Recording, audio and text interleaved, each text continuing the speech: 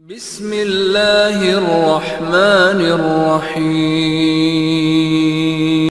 الانبیاء والمرسلین نبینا محمد وعلی آلہ واصحابہ اجمعین وبعد۔ برادران اسلام، دینی اور ملی بھائیوں، نوجوان دوستوں، احباب اور بزرگوں، قابل احترام ماں اور بہنوں، عزیز بچوں، کتاب التوحید کے درس کا جو سلسلہ چل رہا ہے، اس درس میں آج کا جو ہمارا عنوان ہے وہ مصنف رحمۃ اللہ علیہ نے جو باب قائم کیا ہے، من حقق التوحید دخل الجنت بغیر حساب، جو اپنی توحید کو خالص کر لے گا وہ جنت میں بلا حساب داخل ہوگا۔ جو اپنی توحید کو خالص کر لے گا، ملاوٹوں سے، آمیزشوں سے، شرک چھوٹا ہو بڑا ہو، کفر ہو نفاق ہو، کسی بھی طرح کی ملاوٹ سے جو اپنے عقیدے کو خالص کر لے گا، تھوڑا بھی معمولی بھی شرک کا کوئی ذرہ اس کے اندر نہیں ہوگا، وہ جنت میں بلا حساب داخل ہوگا۔ اس سلسلے کی جو پہلی باتیں آپ کے سامنے ہوئی ہیں وہ اللہ کے کلام کی 2 آیتوں سے متعلق تھی۔ 2 آیتوں پر گفتگو کرنے کے بعد آج کے اس درس میں انشاءاللہ تبارک و تعالی ہم نبی کریم صلی اللہ علیہ وسلم کی ایک حدیث پڑھنے جا رہے ہیں۔ حدیث طویل ہے، لمبی ہے، بہت سارے مسائل اور اسی طرح سے فوائد اس حدیث کے اندر موجود ہیں، لیکن اصل موضوع، اصل مسئلہ جس پر ہم اور آپ گفتگو کر رہے ہیں وہ ہمارے سامنے رہنا چاہیے، یعنی جو توحید کو خالص کر لے گا وہ بلا حساب جنت میں داخل ہوگا۔ جو روایت ہمارے سامنے ہے اس روایت کا ترجمہ ہمیں آج پڑھنا ہے اور اس کا معنی سمجھنا ہے، اس کے بعد جو اس کے مسائل ہیں اس پر انشاءاللہ تبارک و تعالی اگلے درس میں آپ کے سامنے گفتگو ہوگی۔ حسین ابن عبد الرحمن رحمت اللہ علیہ فرماتے ہیں، عن حسین ابن عبد الرحمن قال كنت عند سعید ابن جبیر فقال ایکم رأى الكوكب الذي انقض البارحة فقلت انا ثم قلت اما انی لم اکن فی صلاة ولکنی لدغت الى آخر الحدیث۔ یہ حدیث کا آغاز ہے، پوری حدیث عربی میں پڑھنے کی ضرورت نہیں ہے، ہم اس کا ترجمہ اور اس کے معنی کو سمجھتے چلتے ہیں۔ حسین ابن عبد الرحمن سے روایت ہے، یہ بیان کرتے ہیں کہ میں سعید ابن جبیر رحمت اللہ علیہ کے پاس تھا۔ فقال، تو سعید ابن جبیر نے، یہ جو نام آ رہے ہیں حسین بن عبد الرحمن، سعید بن جبیر، آگے شعبی کا نام آئے گا، بریدہ بن حسیب کا نام آئے گا، عکاشہ بن محسن کا نام آئے گا، ان ساری شخصیات کا تعارف انشاءاللہ جب ہم شرح کریں گے تو پڑھیں گے۔ ابھی صرف ترجمہ سمجھیں کہ حدیث میں بیان کیا کیا جا رہا ہے۔ حسین بن عبد الرحمن فرماتے ہیں کہ میں سعید بن جبیر کے پاس تھا۔ فقال، تو سعید بن جبیر نے کہا، ایکم رأى الكوكب الذي انقض البارحة، یہ بتاؤ کہ رات میں جو ستارہ ٹوٹا ہے اسے کس نے دیکھا ہے تم میں سے؟ سعید بن جبیر نے پوچھا۔ مجلس میں حسین بن عبد الرحمن بھی تھے اور لوگ بھی تھے۔ روایت کرتے ہیں حسین بن عبد الرحمن کہ آپ نے پوچھا رات میں ستارہ ٹوٹا ہے وہ تم میں سے کس نے دیکھا؟ اب رات میں ستارہ ٹوٹنے کا مطلب یہ ہوتا ہے کہ وہ رات میں کتنے بجے کا واقعہ ہوگا؟ البارحہ جو ہے نا، یہ جو لفظ ہے البارحہ، پچھلی رات، اور ایک ہے اللیلہ، آج کی رات۔ اگر زوال سے پہلے ہو تو آج کی رات، زوال کے بعد ہو تو آج کی رات، زوال سے پہلے ہو تو کل کی رات۔ ٹھیک ہے، یہاں کیا کہا گیا ہے؟ البارحہ، پچھلی رات، پچھلی شب، کل والی رات تم میں سے کس نے دیکھا ہے اس ستارے کو جو ٹوٹا؟ اچھا، فقلت انا، تو حسین ابن عبد الرحمن نے کہا میں نے دیکھا ہے۔ اب اس سلف صالحین ہے نا، یہ جن کے نام لیے جا رہے ہیں، ابھی جن کے نام آپ کے سامنے آئے ہیں، یہ تابعین اور تبع تابعین ہیں۔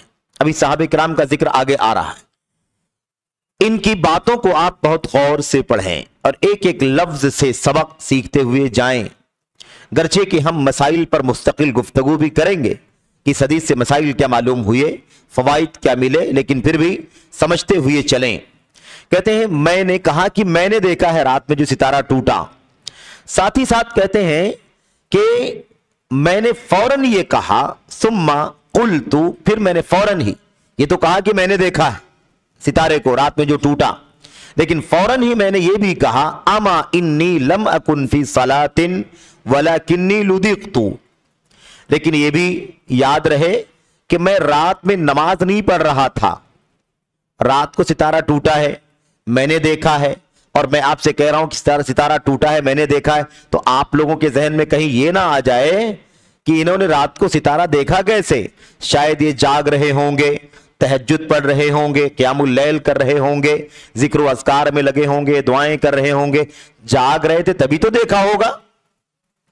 तो कहते हैं अमा इन्नी लम अकुन फी सलातिन, लेकिन याद रखना मैं नमाज में नहीं था। कोई ये ना समझ ले कि मैं नमाज में था, मैं नमाज में नहीं था, फिर क्यों जाग रहा था, देखा कैसे। वलाकिन्नी लुदिक्तु, लेकिन मसला यह था कि मुझे डस लिया गया था, डंक मार दिया गया था, यानी किसी बिच्छू ने या जहरीले जानवर ने मुझे डस लिया था, डंक मार दिया था, और मुझे इतनी तकलीफ थी कि मुझे नींद नहीं आ रही थी, बेचैन पड़ा हुआ था, तड़प रहा था, बेचैन था, जहर के असर से मैं बेचैन पड़ा हुआ था, इसलिए मैं जाग रहा था, मुझे नींद नहीं आ रही थी, और उसी दौरान सितारा टूटा और मैंने उसे देखा। अब यहां पर आप देखिए कि हजरते कौन है ये, सईद इब्न जुबैर ने पूछा था। हुसैन बिन अब्दुर्रहमान कहते हैं कि मैं नमाज में नहीं था, नमाज में नहीं था, मुझे जहरीले जानवर ने डस लिया था, डंक मार दिया था, इसलिए मैं बेचैन था, मुझे नींद नहीं आ रही थी, इसलिए मैंने सितारे को देख लिया। सहाबे किराम को, ताबईन को, तबे ताबईन को इस बात की फिक्र होती थी कि कहीं रियाकारी ना हो जाए। रियाकारी से बचने के लिए फौरन कह दिया कि मैं नमाज में नहीं था, गलतफहमी ना हो, वरना रियाकारी हो जाएगी कि रात में नमाज में पढ़ रहा था इसलिए मैंने देखा, या कोई समझ लेगा बड़ा नमाजी आदमी है, फर्ज तो पढ़ता ही है, रात में तहज्जुद भी पढ़ता है, अल्लाह वाला है, मुत्तकी है, परहेजगार है, इबादत गुजार है, तो ये चीज आ ना जाए अपनी जात में, इसलिए फौरन वजाहत कर दिया कि मैं नमाज में नहीं था, मुझे डस लिया गया था। खैर ये तो बात हो गई, सितारे से यहां कोई लेना देना नहीं है, एक वाकया पूरा बयान करना है, यही बात समझाने के लिए कि जिसकी तौहीद खालिस होगी वो बिला हिसाब जन्नत में जाएगा। अब देखिए कहते हैं फमा सनाता, अच्छा तो ये बताइए कि जब रात में बिच्छू ने डस लिया था, बेचैन थे, तो तुमने क्या किया, इलाज वगैरह कुछ किया कि नहीं किया, किया तो क्या इलाज किया। मा सनाता, क्या किया तुमने। कुल्तु, मैंने कहा इर्तक़ैतु, इर्तक़ैतु मैंने रुकिया करवाया, रुकिया करवाया, रुकिया किया या करवाया, अभी आगे वाज़ेह हो जाएगी बात। रुकिया करना और करवाना बहुत फर्क है दोनों के अंदर। कर लेने में नहीं हर्ज है, कोई कर दे तो भी कोई हर्ज नहीं है, लेकिन करवाना इसमें मसला है। जायज है वो भी, लेकिन बिला हिसाब जन्नत में जाने के लिए उससे भी बचना जरूरी है। ठीक है, बात पूरी हो जाए उसके बाद गुफ्तगू करते हैं। क़ाल फमा हमलका अला ज़ालिक, अच्छा आपने रुकिया किया, रुकिया करवाया, तो ये बताइए कि ऐसा क्यों किया, दलील क्या है आपके पास, किस दलील की बुनियाद पर रुकिया करवाया भाई आपने। कहते हैं इसके पीछे दलील ये है कि मेरे पास एक दलील है। दलील क्या है। कुल तो मैंने कहा एक हदीस है, एक हदीस है, और वो हदीस हमें इमाम शाबी रहमतुल्लाह अलैह ने बयान किया है, आमिर बिन शराहिल अश-शाबी ने बयान किया है। क़ाल वमा हद्दसकुम, तो सईद बिन जुबैर ने पूछा अच्छा शाबी की कोई हदीस तुम्हारे पास है जिसकी बुनियाद पर तुमने रुकिया किया है, ये बताओ कि वो हदीस क्या है जो इमाम शाबी ने बयान किया है। अच्छा कहते हैं कि मैंने कहा हद्दसना अन बुरैदा इब्न अल-हुसैब अन्नहु क़ाला, हदीस असल में यह है कि शाबी रहमतुल्लाह अलैह ने, ये ताबई हैं, इन्होंने सहाबी रसूल बुरैदा बिन हुसैब रज़ी अल्लाह ताला अन्हु से रिवायत किया है। बुरैदा बिन हुसैब ये रिवायत बयान करते हैं, इससे क्या मालूम पड़ा? इससे भी मालूम पड़ा कि सहाबे किराम बगैर दलील के किसी की बात नहीं मानते थे। क्यों किया ये काम? एक हदीस की दलील थी, इसलिए मैंने ये काम किया। ये सहाबे किराम का तरीका था, ताबईन का तरीका था, तबे ताबईन का तरीका था, जबकि उस वक्त अमानतें बहुत थी। अल्लाह का खौफ, अल्लाह की खशियत, लिल्लाहियत, तकवा, ये सब उस जमाने में बहुत ज्यादा था। इसीलिए तो अल्लाह तबारक व तआला ने उन तीनों जमानों के लोगों को हमारे लिए आइडियल बना दिया है। आज हमारे यहां बहुत सारी बुराइयां, कमियां, खामियां, गुनाह के काम है ना, झूठ है, खयानत है, बदअहदी है वगैरह, लेकिन उस जमाने में मेरे भाइयों आजकल के मुकाबले में बहुत ज्यादा खैर था। इसीलिए अल्लाह तबारक व तआला ने सहाबे किराम को और उनके बाद ताबईन को और उनके बाद तबे ताबईन को आने वाली नस्लों के लिए, इंसानियत के लिए आइडियल बना दिया है। सबसे बेहतर जमाना मेरा जमाना, उसके बाद वालों का, उसके बाद तीसरे नंबर वालों का। इसीलिए कहा गया था, इसलिए कि वो जमाना बहुत सारी खुसूसियात वाला जमाना था। वो तीनों अदवार बड़े कीमती थे, बड़े करीम थे, हर एतबार से वो हमारे लिए आइडियल, उसवा और नमूना थे। तो क्या कहा हदीस ये है कि बुरैदा बिन हुसैब रज़ी अल्लाह ताला अन्हु ने फरमाया, ला रुक़ियता मिन इल्ला मिन आइनिन औ हुमतिन, ला रुक़ियता इल्ला मिन आइनिन औ हुमतिन। हदीस जो है जिसकी बुनियाद पर मैंने रुक़िया किया है, उसकी वजह क्या है?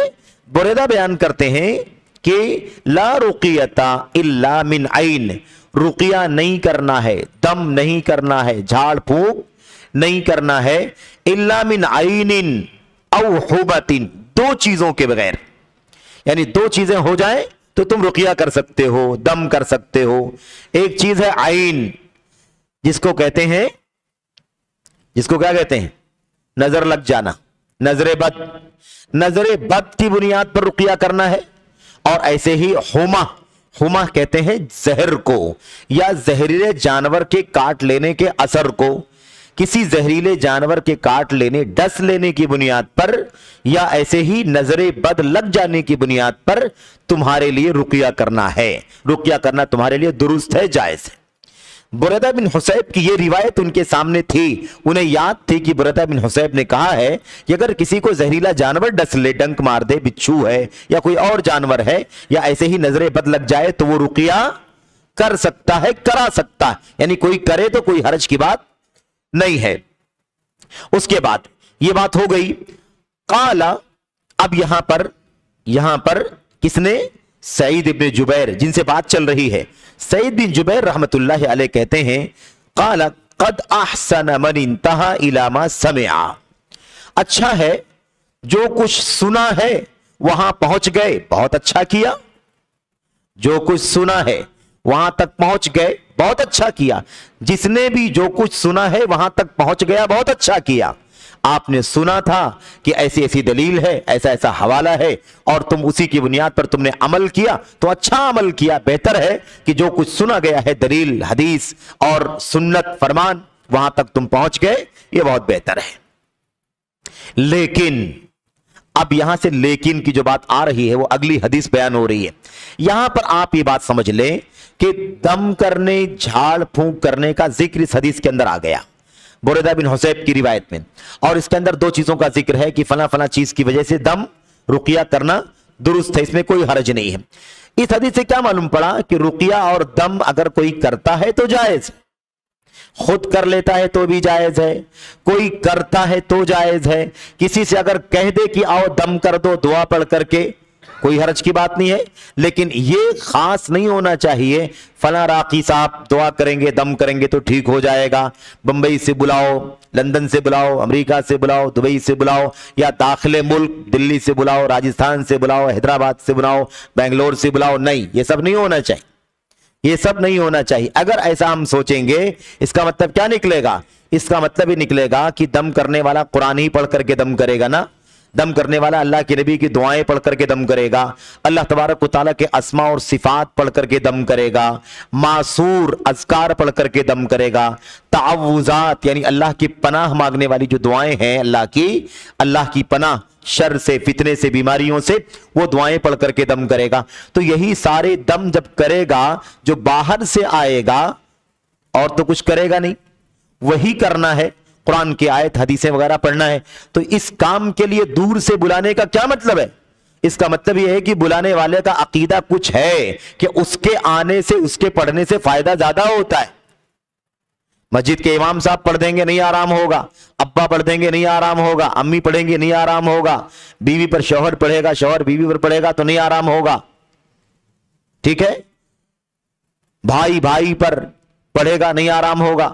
یا یہ لوگ بیٹھے ہوئے مسلمان، میں کہہ دوں کہ آئیے طبیعت خراب ہے، ڈنک مار دیا ہے، سر میں درد ہے، کوئی مسئلہ ہے، آئیے ذرا سا دم کر دیجئے، اعوذ باللہ کیا، بسم اللہ کیا اور سورۃ الفاتحہ کی تلاوت کر دی، معوذتین پڑھ دیا اور جو بھی اذکار ہیں پڑھ دیا، پڑھ کر کے فوراً دم کر دیا، کوئی تعین نہیں ان کو بلاؤ کہ ان کو بلاؤ کہ ان کو بلاؤ کہ ان کو بلاؤ، کوئی تعین نہیں، سمجھ رہے ہیں نا؟ تو یہ تو ٹھیک ہے، اس میں کوئی مسئلہ نہیں ہے، لیکن مسئلہ یہ ہے آج کی باقاعدہ تعین کے ساتھ نامزد جیسے اسپیشلسٹ ڈاکٹرز ہوتے ہیں، سرجن ہوتے ہیں اور یا میڈیسن کے ماہرین ہوتے ہیں، الگ الگ میدانوں کے ایکسپرٹ ہوتے ہیں، ایسے ہی باقاعدہ کچھ نامزد راقی حضرات ہیں جو ملک کے اندر کونے کونے میں پھیلے ہوئے ہیں، بمبئی کے اندر بھی جگہ جگہ پر ہیں اور پورے ملک میں اور باہر دنیا کے اندر بھی ہیں۔ ایسے لوگوں کو باقاعدہ بلا کر کے ان سے کہا جاتا ہے کہ آپ آئیے وہاں سے اور دم کیجیے۔ اس کا مطلب کیا نکلتا ہے میرے بھائیو؟ آپ ہی بتاؤ کہ کیا مطلب نکلتا ہے؟ اللہ تبارک و تعالیٰ شفا دینے والا ہے، اللہ کا کلام شفا ہے، اللہ کا کلام شفا ہے، اللہ تبارک و تعالیٰ شافی ہے، شفا دینے والا ہے، قرآن پڑھا جا رہا ہے، اللہ تبارک و تعالیٰ کی طرف سے شفا کی امید کی جا رہی ہے اور اللہ تعالیٰ سے شفا کی دعا کی جا رہی ہے۔ جو آدمی قرآن پڑھ رہا ہے وہ اس بات کی دعا کے ساتھ، اس بات کی لالچ کے ساتھ پڑھ رہا ہے کہ اللہ تبارک و تعالیٰ اس میرے بھائی کو، میری بہن کو شفا عطا فرما دے، ٹھیک ہے؟ تو اب سوال یہ پیدا ہوتا ہے اس کام کے لیے باہر سے بلانے کا کیا مطلب ہوتا ہے؟ فلاں کو بلانے کا کیا مطلب ہوتا ہے؟ جو لوگ پروفیشنل ہیں، جو نامزد، ان کو بلانے کا کیا مطلب ہوتا ہے؟ ظاہر ہے کہ کہیں نہ کہیں ذہن کے اندر کوئی شبہ، کوئی وسوسہ گردش کر رہا ہے کہ فلاں آ کر کے دم کرتا ہے تو ٹھیک ہو جاتا ہے، فلاں آ کر کے دم کرتا ہے، فلاں دم کر دے گا تو نہیں آرام ہوتا ہے، لیکن فلاں آ کر کے، فلاں کو بلاؤ، وہ آ کر کے دم کرے گا تو آرام ہو جائے گا۔ اس لیے کہ میں نے فلاں کو بلایا، اس کو کہا دم کر دو، نہیں آرام ہوا، فلاں کو بلایا، کہا دم کر دو، نہیں آرام ہوا، فلاں کو بلایا، دم کر دو، نہیں آرام ہوا، ابا نے، بھائی نے کیا، نہیں آرام ہوا، فلاں کو بلاتا ہوں میں فلاں جگہ سے، آتا ہے دم کرتا ہے تو آرام ہو جاتا ہے۔ اس کا مطلب یہ ہے کہ اللہ تبارک و تعالیٰ پر جو توکل ہونا چاہیے وہ توکل صحیح معنوں میں اللہ تبارک و تعالیٰ پر نہیں رہا، بلکہ کہیں نہ کہیں اس آدمی کا بھی اور اس کی خصوصیات کا بھی دخل ہے، اور یہی سے شیطان داخل ہوتا ہے، یہیں سے شیطان داخل ہوتا ہے، عقیدہ بگاڑتا ہے۔ ہمارا یقین ہونا چاہیے وَنُنَزِّلُ مِنَ الْقُرْآنِ مَا هُوَ شِفَاءٌ وَرَحْمَةٌ لِّلْمُؤْمِنِينَ وَلَا يَزِيدُ الظَّالِمِينَ إِلَّا خَسَارًا۔ ہم نے قرآن کریم کے اندر وہ چیز آیتیں اتاری ہیں جو شفا ہے مومنوں کے لیے اور رحمت ہے مومنوں کے لیے، اور ظالموں کے خسارے میں ہی اضافہ ہوگا اور کچھ نہیں ملے گا انہیں۔ تو خلاصے کلام کیا ہے کہ دیکھیے رقیہ دم یہ جائز ہے شریعت کے اندر، لیکن یہ جو سارے محظورات ہیں یہ خطرناک ہیں، یہ سارے محظورات ہیں۔ میں آپ کو بتاؤں، اور یہ خود اپنے آپ میں بہت بڑا مسئلہ بھی ہے، فتنہ بھی ہے، کہ جو لوگ نامزد ہیں وہ باقاعدہ ایسی سرگرمیاں کرتے ہیں اور ایسی تشہیر کرتے ہیں، ایسا دعایا اور پروپیگنڈا کرتے ہیں کہ باقاعدہ اپنا نام اور اپنا کارڈ اور اپنی ڈیٹیل اور میڈیا اور چینل سب کو دنیا میں عام کرتے ہیں کہ فلاں نام ہے میرا اور میں رقیہ کرنے والا آدمی ہوں، راقی فلاں، راقی فلاں، راقی فلاں۔ یہ دعاریوں کا فتنہ بہت قریب میں میرے بھائیوں بہت تیزی کے ساتھ پھیل گیا ہے۔ اب مسئلہ یہ ہے کہ اس کی کیا ضرورت ہے، یہ کیوں کیا جا رہا ہے کہ آدمی بتائے کہ میں رقیہ کرنے والا آدمی ہوں، تاکہ لوگوں کے پاس ڈیٹیل جائے، فون نمبر جائے، ویب سائٹ جائے، واٹس ایپ جائے، تاکہ لوگ مجھ سے کانٹیکٹ کریں، بلائیں علاج کرانے کے لیے۔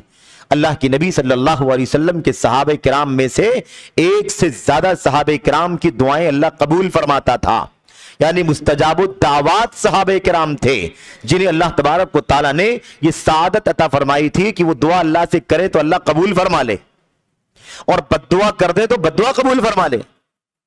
وہ صحابہ کرام بھی اپنے آپ کو لوگوں کے سامنے ظاہر نہیں ہونے دینا چاہتے تھے کہ کسی کو پتا چل جائے کہ میری دعا اللہ تبارک و تعالیٰ قبول فرماتا ہے۔ بتائیے، جن کی دعائیں قبول ہوتی تو اپنے آپ کو چھپاتے تھے، और ये रुकिया करने वाले, दम करने वाले एडवर्टाइज कर करके, अपनी मार्केटिंग कर करके लोगों के दरमियान पहुंचने की कोशिश करते हैं। देखो मर्दों को, देखो औरतों को, कोई आदमी कभी विजिट करने के लिए आ जाता है, अभी कोई मामला नहीं है, आपके इस साकी नाका में 90 फीट और इस इलाके में अल्हम्दुलिल्लाह ठीक ठाक है, इक्का दुक्का कोई मरीज होगा, आसेब या कोई जिन शैतान का मसला होगा।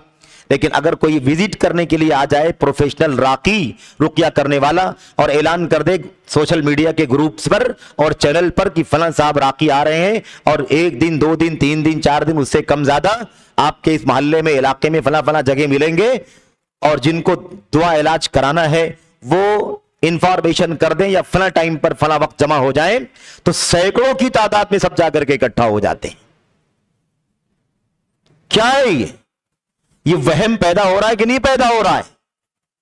वहम पैदा हो रहा है कि मैं दवा करा रहा हूं, ठीक नहीं हुआ, एक बार दवा कराया नहीं ठीक हुआ, दूसरी बार दवा कराया नहीं ठीक हुआ, मैंने डायग्नोज कराया नहीं पता चला कुछ भी, इसका मतलब कोई शैतान होगा, कोई भूत प्रेत होगा, कोई जादू होगा, या मिसाल के तौर पर कोई क्या नाम है, करने खिलाने वाला मसला होगा।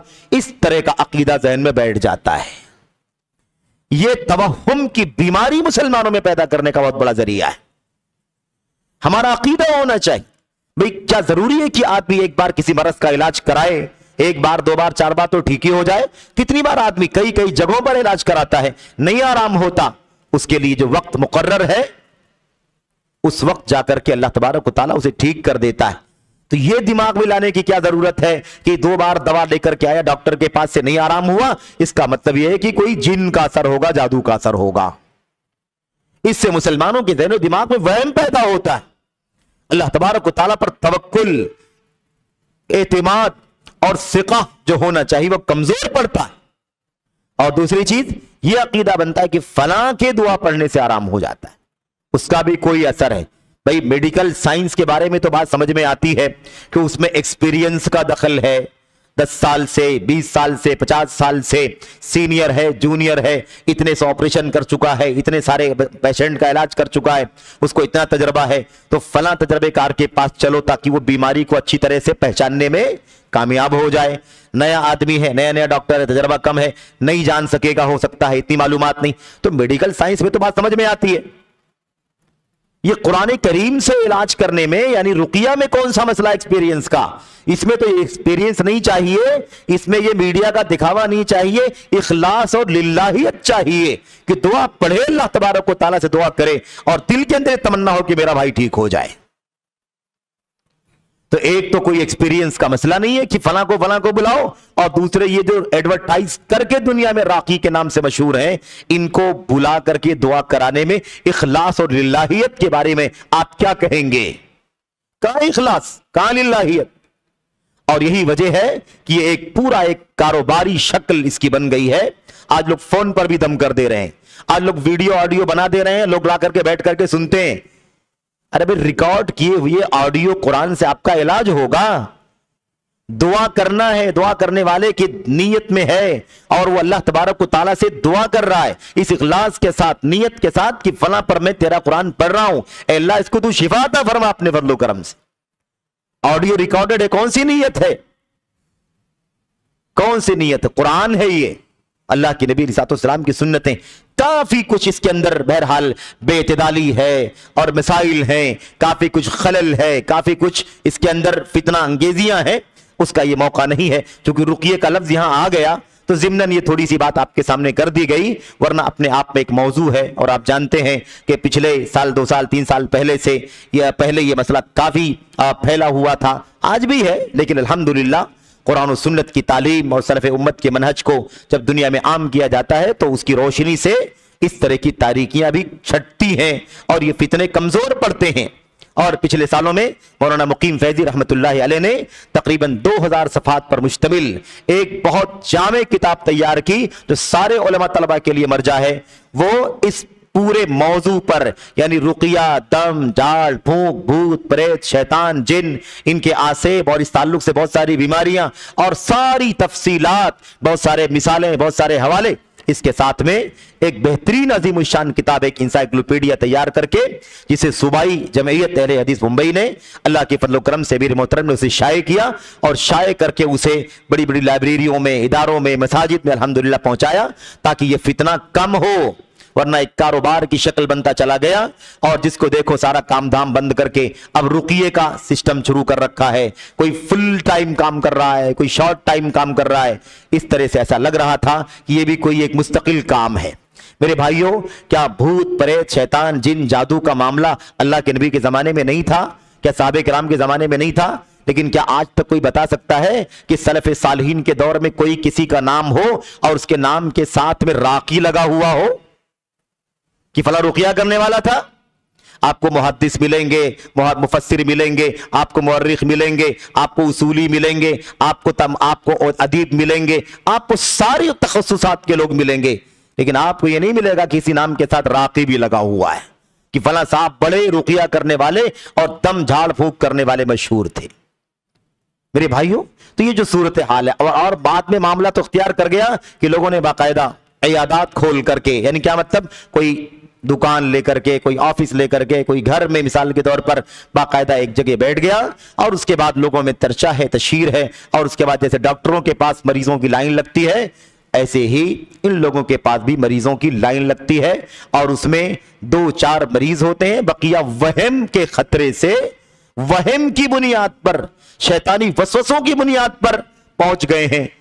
علاج کرایا 2 بار 3 بار نہیں آرام ہوا، ہمیں لگتا ہے کہ کچھ جن شیطان کا مسئلہ ہے، جادو کا اثر ہے، اس لیے آپ ذرا علاج کر دیجئے۔ تو یہ مسئلے بڑے پیچیدہ ہیں، اس موضوع پر کبھی بات ہوگی تفصیل سے تو اس وقت بات کی جائے گی، اور سارے پہلوؤں کو۔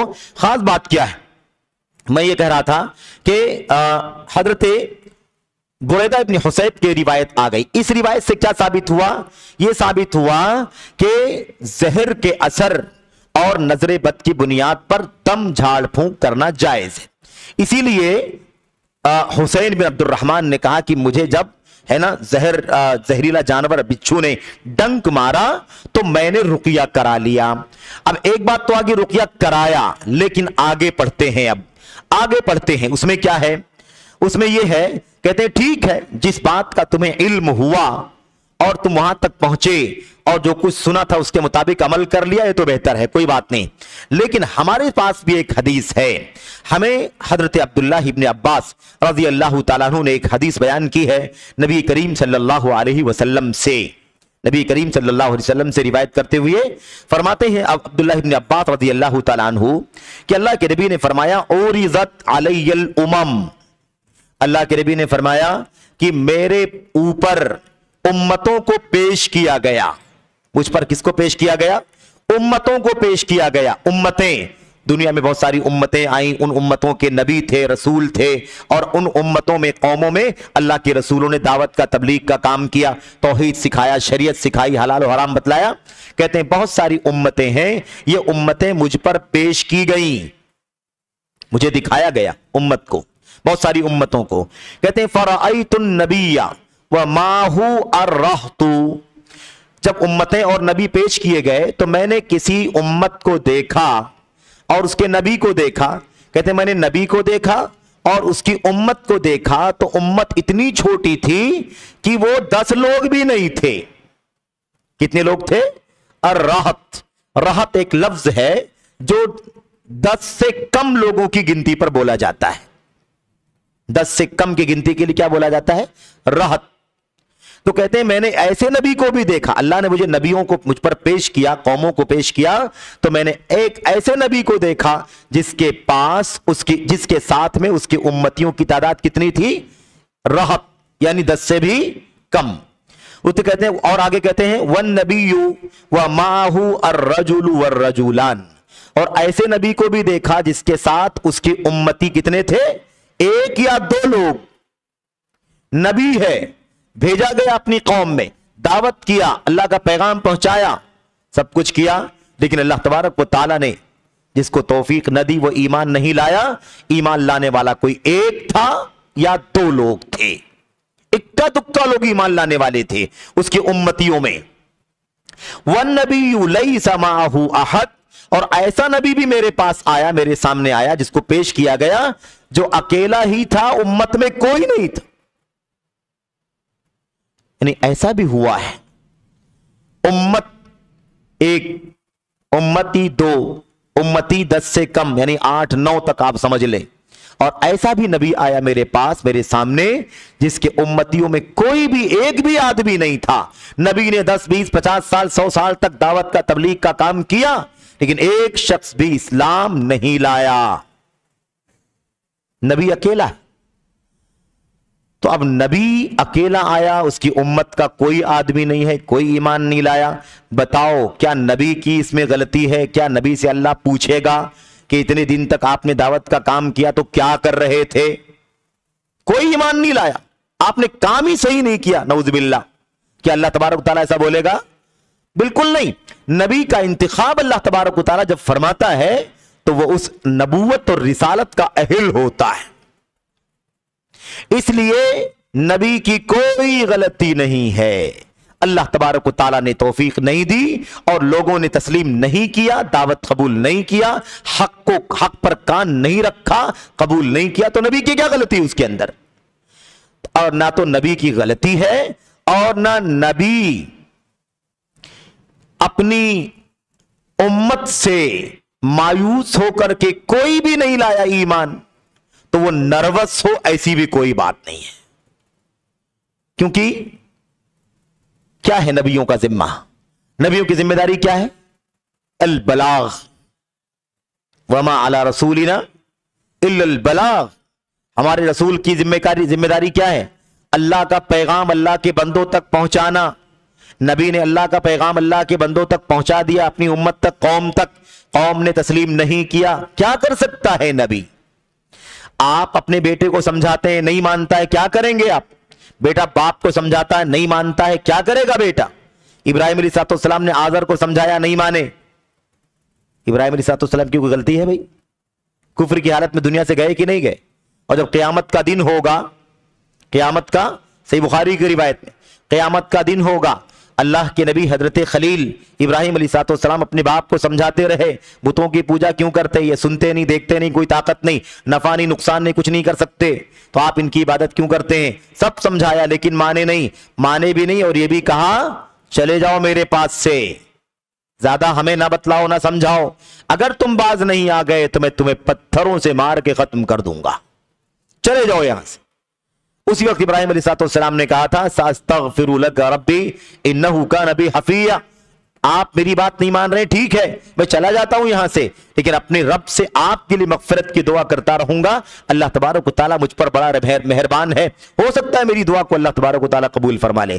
لیکن اللہ تبارک و تعالیٰ نے بعد میں ابراہیم علیہ السلام کو اس بارے میں تنبیہ فرمائی کہ نہیں, آپ مشرک کے لیے مغفرت کی دعا نہیں کر سکتے, مشرک کے لیے مغفرت کی دعا کرنا جائز نہیں ہے. اچھا, اب میں آپ سے عرض کروں, قیامت کا دن ہوگا, حضرت ابراہیم علیہ السلام حاضر ہوں گے, ان کے باپ آزر بھی ہوں گے, ان کے باپ آزر. اس دن آزر اپنے بیٹے ابراہیم سے کہیں گے, پہلے تو کہیں گے بیٹے میں نے تمہاری بات دنیا میں نہیں مانی, آج مان لوں گا, آج آپ کو جو کہنا ہے مجھے کہہ دو, میں مان لوں گا. ابراہیم علیہ السلام نے کہیں گے ابراہیم علیہ السلام, یا ابتی, اے ابا جان, کیا میں نے تم سے نہیں کہا تھا ایمان لے آؤ, اللہ کی توحید کا اقرار کر لو, شرک بت پرستی چھوڑ دو, لیکن آپ نے سنی نہیں میری بات نہیں مانی. میں نے کہا تھا آپ سے کہ مان لیجئے, جو علم میرے پاس آیا ہے وہ علم آپ کے پاس نہیں آیا ہے. انہو قد جاءنی من العلم ما لم یأتک, جو علم میرے پاس آیا ہے آپ کے پاس نہیں ہے. میں نبی ہوں, اللہ کا رسول ہوں اللہ کا, تو جو علم میرے پاس آپ کے پاس ہے. میری بات سن لیجئے, آپ نے نہیں مانا. باپ کہیں گے آزر, ٹھیک ہے ابراہیم, آج آپ جو کہہ لے میں ماننے کے لیے تیار ہوں. اب ابراہیم علیہ السلام کو لالچ آئے گی کہ میرے باپ جہنم میں نہ جاتے, جنت کے مستحق بن جاتے, اللہ معاف کر دیتا تو کتنا اچھا ہوتا. ابراہیم علیہ السلام, آپ سوچئے نبی اور باپ جہنم میں کتنا فیل ہوگا, کتنا احساس ہوگا. ابراہیم علیہ السلام نے یہ بات سنی کہ باپ کہہ رہے ہیں کہ آج آپ کی بات مان لوں گا، امید میں ہو گئے، اللہ تبارک و تعالیٰ سے درخواست کر دی، اے اللہ میرے باپ ابراہیم علیہ السلام آج میری بات ماننے کے لیے تیار ہیں، کچھ ملے گا اس کے بدلے میں؟ جنت مل سکتی ہے، جہنم سے آزادی مل سکتی ہے؟ اللہ تبارک و تعالیٰ فرمائے گا ابراہیم انی قد حرمت الجنت علی الکافرین، ابراہیم میں نے جنت کو کافروں پر حرام کر دیا ہے۔ یہ مسئلہ آج ڈسکس کرنے کا، امید لگانے کا ہے ہی نہیں۔ جنت کافروں کے لیے حرام ہے، جنت مل ہی نہیں سکتی کبھی کافر کو۔ اور تمہارے باپ کی موت کفر پر ہوئی ہے، آج عمل کا کلمہ پڑھنے کا، توحید کا اقرار کرنے کا ٹائم نہیں ہے، یہ یوم الجزا ہے، یوم الفصل ہے، یوم الحساب ہے۔ آج تو ریزلٹ کا دن ہے، آج ایمان لانے عمل کرنے کا دن۔ علی بن ابی طالب رضی اللہ عنہ نے کہا تھا الیوم عمل ولا حساب وغدا حساب ولا عمل، آج عمل کا دن ہے، حساب نہیں لیا جائے گا تم سے۔ بتاؤ کوئی حساب کتاب ہو رہا ہے اللہ تبارک و تعالیٰ کی طرف سے؟ کچھ نہیں۔ عمل کا ٹائم ہے، عمل کرو، اور قیامت کے دن حساب کا دن ہوگا، اس دن عمل کرنے کا موقع نہیں دیا جائے گا، عمل کرنے کا موقع نہیں ہوگا۔ لیکن تمنا لوگ کریں گے جب سامنے عذاب ہے، سامنے جہنم ہے، سامنے اللہ کی ناراضگی ہے، سامنے اللہ کا غضب ہے، تو لوگ کہیں گے اللہ رب ارجعونی، اے اللہ لوٹا دے دنیا میں، لعلی اعمل صالحا، اب کی جا کر کے نیک کام کر کے آؤں گا، جو پہلے والی زندگی میں نہیں کیا تھا، چھوڑ دیا تھا، اب کی جا کر کے آؤں گا۔ تو اللہ تبارک و تعالیٰ کیا فرمائے گا؟ کلا انہا کلمۃ ہوا قائلھا، ہرگز نہیں، یہ تو ایک بات ہے جو بولنے والا بول رہا ہے۔ تمہاری عمر 60 سال 70 سال دنیا میں تھی، اگر تمہیں نصیحت حاصل کرنا ہوتا تو حاصل کر چکے ہوتے۔ اب اگر بالفرض تمہیں دنیا میں دوبارہ بھی میں بھیج دوں تو تم وہی کر کے آؤ گے جو کر کے آئے ہو، جبکہ یہ اب راستہ ہی ممکن، یہ راستہ ہی ممکن، دنیا میں واپس نہیں جانا ہے، اب تو حساب کا دن۔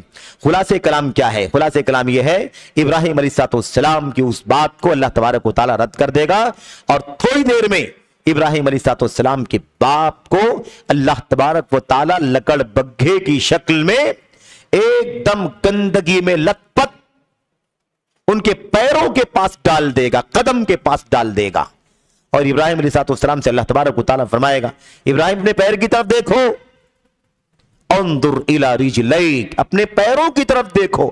نظر نیچے ڈالیں گے تو ان کے باپ لکڑ ببھے کی شکل میں اور نہایت ہی بھوڑی شکل میں، نہایت ہی کریہ ناپسندیدہ شکل میں، لپٹے ہوئے کیا نام ہے لت پت اور بڑے بڑے بال والا لکڑ بگھا جو ہوتا ہے نا، اس شکل میں، نہایت گندی شکل و صورت میں ان کے پیروں کے پاس پڑے ہوں گے، اور اتنے میں اللہ تبارک و تعالیٰ کا حکم ہوگا اسے اٹھاؤ اور اٹھا کر کے جہنم میں پھینک دو۔ اللہ تبارک و تعالیٰ کے فرشتے ان کے پیروں کو اٹھا کر کے، ہاتھوں کو پیروں کو اٹھا کر کے جہنم کی کھائی میں پھینک دیں گے۔ تو ابراہیم علیہ السلام کی بات چل رہی ہے یہاں۔ کیا مسئلہ کیا چل رہا تھا؟ ابراہیم انبیاء علیہ السلام کا اگر کوئی بھی امتی تیار نہیں ہوا تو نہ تو نبی کی غلطی ہے، نہ تو نبی کے بارے میں، نبی سے اس بارے میں پوچھ تاچھ ہوگی، نہ نبی اس معاملے میں نروس ہوگا کہ میرا کوئی امتی نہیں ہے۔ ٹھیک ہے، آج کل کی طرح سے نہیں کہ آج سب سے بڑا کامیابی کا معیار کیا ہے؟ فالوورز کی بڑی تعداد۔ جتنی بڑی تعداد فالوورز کی ہے، علماء، دعات اور کیا نام ہے بہت سارے دین اور دعوت اور تبلیغ کا کام کرنے والوں کا مزاج کیا بنتا جا رہا ہے؟ مزاج بنتا جا رہا ہے کہ جتنا زیادہ فالوور جس کے ہیں وہ اتنا کامیاب ہے۔ یہ معیار بن گیا ہے۔ اگر یہ معیار ہوتا تو ان انبیاء علیہ السلام کے بارے میں کیا کہیں گے؟ نبی اللہ تبارک و تعالیٰ کی طرف سے بھیجے ہوئے، کسی کی امتیوں میں 7-8 لوگ ہیں، کسی کی امتیوں میں 2 آدمی ہیں، کسی کی امتی میں صرف 1 آدمی ہے، کسی کا امتی کوئی نہیں ہے۔ اگر تعداد اور فالوور کی بڑی تعداد اگر یہ کامیابی کا معیار ہے تو کیا نعوذ باللہ یہ انبیاء علیہ السلام ناکام تھے؟ اصل یہ مسئلہ نہیں ہے بھیڑ بھاڑ، تعداد اور بڑی گیدرنگ، سادہ فالوورز، یہ کوئی معنی نہیں رکھتا۔ अल्लाह के नबी ने उसूल बता दिया, लअन यहदियल्लाहु बिका रजुलन वाहिदन खैरुल लका मिन हुमुरिन नाम। आगे रिवायत आएगी तफसील से, लंबी रिवायत पूरी आएगी। अल्लाह के नबी ने क्या फरमाया, अगर तुम्हारे जरिए से, अली रजी अल्लाह ताला अन्हु को मुखातब किया, अगर तुम्हारे जरिए से एक आदमी को भी अल्लाह ताला अगर तुम्हारे जरिए से एक आदमी को भी हिदायत दे दे, खैरुल लका मिन हुमुरिन नाम, तो ये इतनी बड़ी नेमत है तुम्हारे लिए, इतनी बड़ी दौलत है कि सुर्ख ऊंटों से भी ज्यादा बेहतर है। आज दुनिया की बड़ी से बड़ी प्रॉपर्टी को, बड़ी से बड़ी दौलत को, माल को अगर कोई मिसाल में पेश कर सकता है तो उसी तरह से आप समझें कि अल्लाह के नबी ने फरमाया कि सुर्ख ऊंटों से भी ज्यादा बेहतर है। तो अल्लाह के नबी कहते हैं एक आदमी हिदायत दे दे। हमने इंटरनेट पर और सोशल साइटों पर तादाद गिनना शुरू कर दिया और वही अपनी कामयाबी नाकामयाबी का मेयार बना लिया। मटेरियल क्या है, मजमून क्या है, सही मानों में इस्लाह किसकी हो रही है, नहीं हो रही है, सही तौहीद फैल रही है नहीं, सही सुन्नत फैल रही है नहीं, शिर्क का रद्द हो रहा है, बिदात का रद्द हो रहा है कि नहीं हो रहा है, इनहिराफात, मनहजी फसाद, बिगाड़, इन तमाम चीजों पर काम हो रहा है कि नहीं हो रहा है। इस पर तवज्जो दो कि ज्यादा से ज्यादा फॉलोवर किस चीज से होंगे। इसलिए अब आपकी इस तौहीद के मौजू से फॉलोवर ज्यादा होंगे या मनोरंजन वाले मौजूआत से फॉलोवर ज्यादा बनेंगे। जब ये मेयार बन गया तो दावत का मेयार बिगड़ गया और धीरे धीरे सोच ये बनने लगी कि ऐसे मौजूआत को उठाया जाए, ऐसे ऐसे टॉपिक पर बात की जाए कि लोग ज्यादा से ज्यादा जुड़े, ज्यादा से ज्यादा फॉलोवर बने। अल्लाह तबारक व तआला के नबी सल्लल्लाहु अलैहि वसल्लम ने अपने सहाबी रसूल को कहा था, अगर तुम्हारे जरिए से एक आदमी को भी अल्लाह हिदायत दे दे, कामयाबी है तुम्हारे लिए। भीड़ भाड़ के चक्कर में क्यों लगे हो? क्यों भीड़ भाड़, क्यों तादाद, क्यों आप मेजॉरिटी की बात करते हो? ये कोई मेयार नहीं है मेरे भाइयों। अगर यही देखना है तो दुनिया में न जाने किस किस के फॉलोवर कितने कितने ज्यादा हैं, तो क्या वो कामयाब है? एक तौहीद का दाई, एक सुन्नत का दाई जिसके फॉलोवर 10 लोग होंगे, या आप लोग 50 लोग 60 लोग बैठे हुए हैं, मुझे नहीं मालूम है, और किसी मजलिस के अंदर 5-5 हजार लोग बैठते हैं, क्या ये मजलिस नाकाम है और 5,000 लोगों की भीड़ कामयाब है? ये कोई मेयार नहीं है मेरे भाइयों। कामयाबी ये है कि आप अल्लाह के घर में बैठे हैं, अल्लाह के कलाम की आयत से, नबी करीम सल्लल्लाहु अलैहि वसल्लम की सुन्नतों से, अल्लाह के नबी के सहाबा और सलफ की सीरत से अल्लाह की तौहीद खालिस को समझ रहे हैं, शिर्क की हकीकत को समझ रहे हैं, बिदात को, खुराफात को समझ रहे हैं, अपनी तौहीद को खरा कर रहे हैं। ये बात कर रहे हैं कि आपकी तौहीद कितनी खालिस होनी चाहिए, जिसके नतीजे में आपको बिला हिसाब अल्लाह तबारक व तआला जन्नत में दाखिल फरमाएगा। ये कामयाबी है। बैठने वाले 10 लोग हों, 8 लोग हों, 5 लोग हों, एक आदमी हो, नहीं भी कोई हो, तो बोलने वाला, दावत देने वाला कभी नाकाम नहीं होता। कामयाबी यह है कि हक की जबान, हक का कलम इस्तेमाल किया जाए। कामयाबी यह है कि हक की राह में आपका वक्त खर्च हो, हक की राह में आपका माल खर्च हो, हक की राह में आपकी सलाहियतें खर्च हो। यह सबसे बड़ी कामयाबी है। ये उसूल, ये पैमाना हमें तय कर लेना चाहिए। खैर, ये बात ज़िम्नन आ गई, इसके लिए मैं माजरत चाहता हूं और लंबी भी हो गई। मैं ये हदीस का तर्जमा कर देता हूं और फिर इंशाअल्लाह बकिया बातें अगले दर्स में हम करेंगे। सुन लिया आपने कि एक नबी ऐसा भी आएगा जिसके साथ कोई भी नहीं होगा, ठीक। उसके बाद अल्लाह के नबी फरमाते हैं, इतनी ही देर में, थोड़ी देर में अचानक क्या होगा कि एक बहुत बड़ी तादाद मेरे सामने पेश की जाएगी, बहुत बड़ी तादाद पेश की जाएगी। और जब मैं इतनी बड़ी तादाद को देखूंगा तो मेरा ख्याल होगा कि शायद इतनी बड़ी तादाद तो मेरी उम्मत की है, यानी ये इतनी बड़ी तादाद जो दिखाई दे रही है यही मेरी उम्मत के लोग हैं, क्योंकि सबसे बड़ी उम्मती किसके होंगे? यही उम्मत मोहम्मद सल्लल्लाहु अलैहि वसल्लम। तो कहते हैं बड़ी तादाद में देखूंगा तो मुझे ऐसा लगेगा, गुमान होगा कि शायद ये मेरी उम्मत के लोग हैं। लेकिन मुझे बताया जाएगा, कहा जाएगा मुझसे, हाज़ा मूसा व कौमुहु, अल्लाह के नबी ये आपकी उम्मत के लोग नहीं है, ये मूसा अलैहिस्सलाम है और आपकी कौम है, मूसा की कौम है, ये आपकी उम्मत के लोग नहीं है। उसके बाद कहते हैं अल्लाह के नबी, फनज़रतु फ़इज़ा सवादुन अज़ीम फ़क़ील ली हाज़िही उम्मतुका اس کے بعد کہتے ہیں اللہ کے نبی صلی اللہ علیہ وسلم کہ اس کی تھوڑی دیر کے بعد اور بہت بڑی تعداد دکھائی دے گی، سواد عظیم، سواد اعظم یعنی بہت بڑا جتھا، بہت بڑی جماعت. کہتے ہیں کہ میں دیکھوں گا تو اس کو آتا ہوا دیکھوں گا کہ ابھی وہ جماعت آگے آ رہی ہے. اتنے میں مجھے بتایا جائے گا اللہ کے نبی یہ لوگ جو آ رہے ہیں نا بہت بڑی تعداد میں، یہ آپ کی امت کے لوگ ہیں. اس کے بعد کہتے ہیں اسی کے بعد اصل جو اب بات آپ کے سامنے بیان ہو رہی ہے، یہی بات بیان کرنے کے لیے یہ حدیث اس یہاں پر نوٹ کی گئی ہے. اس کے بعد کہتے ہیں مجھ سے کہا جائے گا یہ آپ کی امت ہے، وَمَعَهُمْ 70,000 يَدْخُلُونَ الْجَنَّةَ بِغَيْرِ حِسَابٍ وَلَا عَذَابٍ. اے اللہ کے نبی یہ آپ کی امت ہے، اتنی بڑی تعداد تو ہے ہی، لیکن ان کے ساتھ میں 70,000 لوگ اور ایسے ہیں جو بلا حساب و عذاب جنت میں داخل ہوں گے، وہ بھی آپ کی امت کے لوگ ہیں. یعنی یہ لوگ جو آپ دیکھ رہے ہیں یہ لوگ ہیں، اور ان کے ساتھ میں 70,000 لوگ اور ہیں جو بغیر حساب و عذاب کے جنت میں داخل ہوں گے.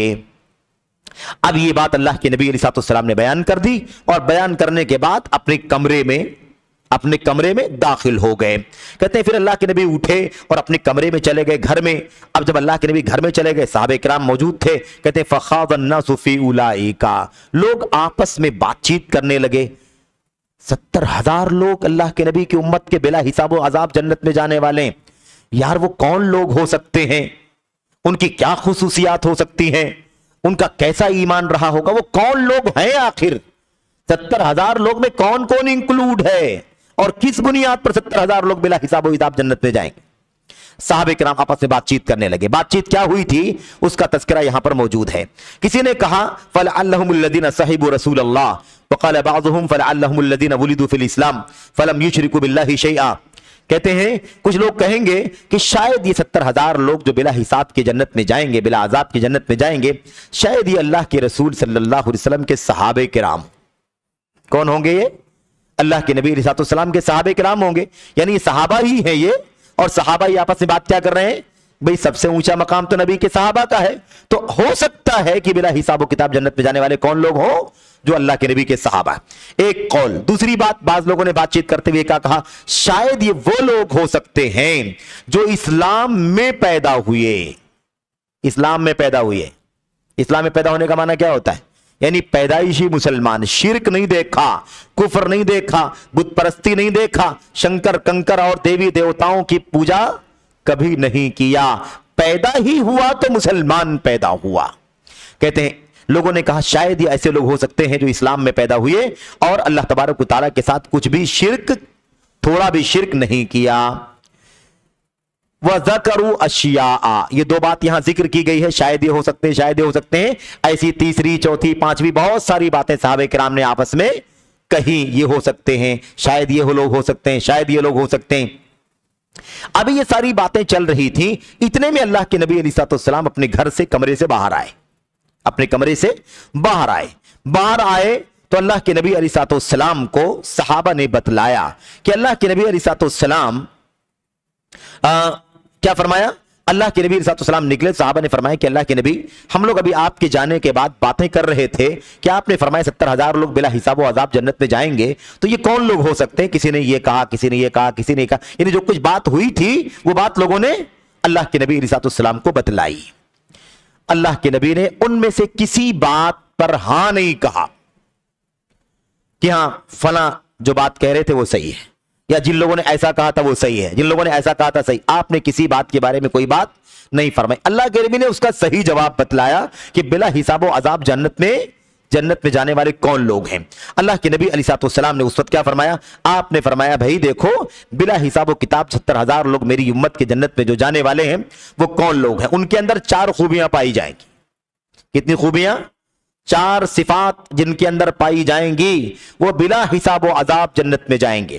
نمبر 1، ہم الذین لا یسترقون ولا یکتوون ولا یتطیرون وعلی ربہم یتوکلون. 4 خوبیاں. نمبر 1، بلا حساب و کتاب جنت میں جانے والے، ایک ساتھ میں 4 خوبیاں. یہ نہیں کہ کسی کے ہاں یہ پایا جائے تو جنت میں جائے، کسی کے ہاں یہ، کسی کے یہاں یہ، کسی کے ہاں یہ نہیں. 4 خوبیاں ایک ساتھ میں پائی جانی چاہیے. وہ لوگ ہیں بلا حساب و عذاب جنت میں جانے والے جو لوگ رقیہ نہیں کرواتے ہیں، رقیے کا مطالبہ نہیں کرتے ہیں. ٹھیک ہے، تکلیف ہوئی، دعا کر لیا، اللہ تبارک و تعالیٰ سے اللہ تبارک و تعالیٰ کی شیطان سے پناہ مانگ لیا، بیماریوں سے پناہ مانگ لیا. ٹھیک ہے، یہ تو کیا. لیکن کسی کو بلائے، آئیے دم کیجئے، یا کسی کے پاس جائے، ہم آپ کے پاس آئے ہیں آپ کے سینٹر میں، آج کل تو سینٹر چل رہا ہے نا، ذرا دم کر دیجئے. وزٹ کرنے کے چارجز چلتے ہیں بھائی، ایک وزٹ کا اتنا چارج ہے. وزٹ کون سی؟ دونوں وزٹ، یعنی پیشنٹ اگر خود آئے تو اس سے اتنا چارج، اور راقی صاحب اگر کسی کے گھر جائیں تو اس کا اتنا چارج. اس طرح کے چارجز ہیں. بہرحال تو اب کیا ہوا، آدمی پہنچے اور کہے کہ بھائی رقیہ کر دیجئے، دم کر دیجئے، پڑھ کر کے پھونک دیجئے، یا بلائے آئیے دم کر دیجئے. جنت میں بلا حساب و کتاب جانے والے 4 صفات میں سے پہلی صفت کیا ہے؟ وہ کسی سے دم کرنے کا مطالبہ نہ کرے. کیا جائز نہیں ہے؟ کیا یہ جائز ہے، ضرورت کے موقع پر دم کروایا جا سکتا ہے، لیکن بلا حساب جنت میں جانے کے لیے مقام بہت اونچا ہونا چاہیے. آپ کو رقیہ اور دم بھی کروانے سے بچنا ہے اگر بلا حساب و کتاب جنت میں جانا. بات سمجھ گئے کہ نہیں سمجھ گئے؟ کیونکہ وہ جو روایت تھی بریدہ بن حسیب کی، اس میں آ چکا ہے نا، زہریلا جانور کاٹ لے، ڈنک مار دے، یا مثال کے طور پر نظر بد لگ جائے، یا اور بھی کوئی چیز ہو، ان 2 باتوں کا ذکر حدیث کے اندر آیا ہوا ہے. تو رقیہ کرنا، دم کرانا جائز ہے، لیکن یہاں بلا حساب جنت میں جانے کے لیے یہ خوبی پائی جانی چاہیے کہ دم نہیں کرواتے ہیں. نمبر 2 کیا ہے وہ؟ وَلَا يَقْتَعُونَ، اور داغ نہیں لگواتے ہیں. داغ لگوانا، ہمارے جو بزرگ بیٹھے ہیں وہ اس چیز کو زیادہ اچھی طرح سمجھ سکتے ہیں. زمانے قدیم میں اور آج بھی دیہاتوں وغیرہ میں کہیں نہ کہیں رواج میں ہوگا کہ اگر کہیں کوئی پھوڑا پھنسی نکل جائے، کوئی زخم ہو جائے، ہے نا، کوئی زخم لگ جائے، خون بہے اور اس کے بعد وہ مواد بھر جائے، تو باقاعدہ اس کو کسی رسی سے یا کسی کپڑے کے فیتے سے آگ لگا کر کے، تیل میں ڈبو کر کے اور اس کے سرے پر آگ لگا کر کے اسے داغ دیا جاتا تھا. اور داغنے کی وجہ سے وہاں جو جرمز وغیرہ، جو کچھ جراثیم ہوتے تھے، وہ کیا ہوتے تھے؟ وہ مر جاتے تھے، اور پھر وہ مریض کیا ہوتا تھا؟ ٹھیک ہو جاتا، زخم ٹھیک ہو جاتا تھا. ٹھیک ہے، وہاں پر داغ بھی لگتا تھا، یعنی مثال چمڑی سیاہ ہو جاتی تھی، یا اور وہاں مثال کے طور پر گڑا ہو جاتا تھا، اور بھی کوئی چیز ہو سکتی ہے. یہ ساری چیزیں ہوتی تھی لیکن وہ ٹھیک ہو جاتا تھا. لیکن داغنے میں انسان کے جسم کو اذیت پہنچتی ہے. انسان کے جسم کو کیا پہنچتی؟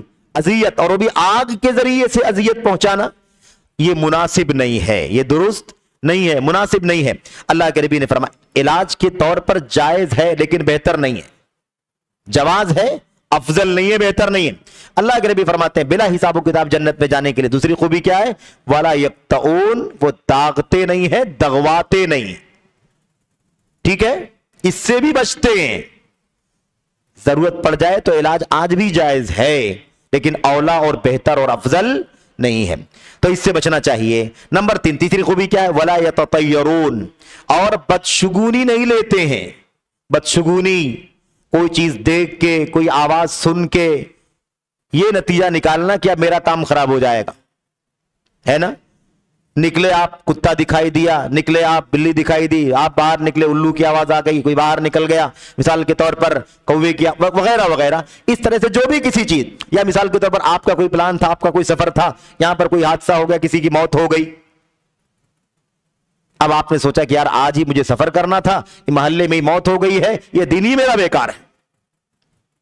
سمجھ رہے ہیں نا؟ اس انداز کی کوئی بات کرنا کیا ہے؟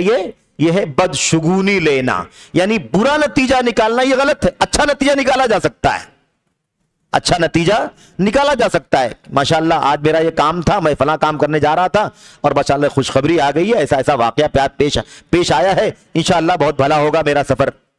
تو نیک اچھا نتیجہ نکالا جا سکتا ہے، اس میں کوئی حرج نہیں ہے. اسی کو اللہ کے نبی نے فرمایا احسنها الفال، یہ اچھا ہے، لیکن برا نتیجہ، میرا کام خراب ہو جائے گا، میرا سفر بیکار ہو جائے گا، میرا ہفتہ برا چلا جائے گا. मेरा मकसद, मैं अपने मकसद में कामयाब नहीं होऊंगा वगैरह, इस तरह का कोई चीज समझना, नतीजा निकालना, ये इसको बदशुगूनी कहते हैं, जिसको तियरा कहते हैं, ये भी नाजायज है। और तो जो लोग क्या करते हैं, बदशुगूनी नहीं लेते हैं। नंबर 4, वाला रब्बिहिम यतवक्कलून, और अपने रब पर तवक्कुल और भरोसा करते हैं। ये 4 खूबियां। जो लोग रुकिया दम नहीं करवाते, जो लोग दाग नहीं लगवाते, जो लोग बदशुगूनी नहीं लेते, और जो लोग अल्लाह तबारक व तआला पर भरोसा करते हैं, ये 4 लोग, जो लोग अलग अलग नहीं है, ये सारी की सारी सिफतें एक साथ में पाई जानी चाहिए। ये बात हो गई ना। अब ये लोग बिला हिसाब व किताब जन्नत में जाएंगे। तो जन्नत कोई आसान थोड़ी ना है, जन्नत कोई खिलवाड़ है कि आदमी जैसे तैसे रहे और जन्नत में चला जाए, और वो भी बिला हिसाब व किताब जन्नत में जाना। अल्लाह के नबी ने फरमाया था, अला इन्न सिलअतल्लाहि गालिया, सुन लो, अल्लाह तबारक व तआला का सामान बड़ा कीमती है, बड़ा महंगा है। फिर अल्लाह के नबी ने फरमाया, अला इन्न सिलअतल्लाहिल जन्नह, सुन लो, अल्लाह तबारक व तआला का सामान क्या है, जन्नत है। तो जन्नत को पाने के लिए और बिला हिसाब व किताब जन्नत में पाने के लिए तौहीद एकदम खरी होनी चाहिए, एकदम खालिस, एक जर्रा भी जो जायज भी है, अफजल के खिलाफ है, वो भी नहीं करना है। तो अल्लाह तबारक व तआला बिला हिसाब किताब जन्नत में दाखिल फरमाएगा। अच्छा खैर, ये बात हो गई। फकामा उक्काशा इब्न महसन, ये बात अल्लाह के नबी ने बयान फरमाई कि ऐसे ऐसे लोग बिला हिसाब व अज़ाब जन्नत में जाएंगे। तो हजरत उक्काशा इब्न महसन अल्लाह के नबी के सहाबी हैं और बद्र में हाजिर थे। शुरू में जो आगाज में इस्लाम लाने वाले सहाबा हैं ना, उनमें से उक्काशा भी हैं। उक्काशा बिन महसन खड़े हुए और उन्होंने फरमाया, ऐ अल्लाह के नबी, दुआ कर दीजिए कि अल्लाह ताला मुझे भी इन्हीं लोगों में शामिल कर दे। दुआ कर दीजिए कि अल्लाह ताला मुझे भी इन्हीं लोगों में शामिल कर दे। किन लोगों में? बिला हिसाब व किताब जन्नत में दाखिल होने वालों में शामिल कर दे। अल्लाह के नबी ने फौरन फरमाया, अंत मिनहुम, जाओ तुम इन्हीं में से हो, तुम इन्हीं में से हो। यानी अल्लाह के नबी ने दुआ फरमा दी कि तुम इन्हीं में से हो, यानी तुम बिला हिसाब व किताब जन्नत में दाखिल होंगे। अब सहाबे किराम तो नेकी और जन्नत के लालची, उनसे ज्यादा लालची कौन हो सकता है? एक और सहाबी उठे, अल्लाह के नबी ने फरमाया, अल्लाह के नबी से कहा, अल्लाह के नबी उदुल्लाह यजअलनी मिनहुम, अल्लाह के नबी दुआ कर दीजिए कि मुझे भी अल्लाह इन्हीं लोगों में शामिल कर दे। अल्लाह के नबी ने फरमाया, सबका बिहा उक्काशा, सबका बिहा उक्काशा। ये जो दुआ थी ना, दुआ जन्नत में दाखिल होने वाली, बिला हिसाब व किताब जन्नत में दाखिल होने वाली दुआ, वो दुआ तुमसे पहले उक्काशा ने ले ली। उक्काशा तुमसे पहले रहे, आगे बढ़ गए, तुम पीछे रह गए, उक्काशा तुमसे सबकत ले गए। ये हमारे सामने हदीस है नबी करीम सल्लल्लाहु अलैहि वसल्लम की, और इसमें सारी बातें आपने पढ़ी है, सिर्फ तर्जमा है मुख्तसर तौर पर और हल्की वजाहत है। इंशाअल्लाह इसकी बकिया बातें और सारी तफसीलात और मसाइल इंशाअल्लाह तबारक व तआला हम अगले दर्स में पढ़ेंगे। अल्लाह से दुआ है कि अल्लाह तबारक व तआला हमें और आपको खालिस तौहीद पर जिंदगी जीने की तौफीक अता फरमाए, और अल्लाह तबारक व तआला हमें जन्नती बनने की तौफीक अता फरमाए। यही नहीं, अल्लाह ताला हमें बिला हिसाब व किताब जन्नत में दाखिल होने की तौफीक अता फरमाए। आमीन रब्बल आलमीन। व सल्लल्लाहु वसल्लम व बारक अला नबीना मुहम्मद व अला आलिहि व सहबिहि अजमईन। अस्सलामु अलैकुम व रहमतुल्लाहि।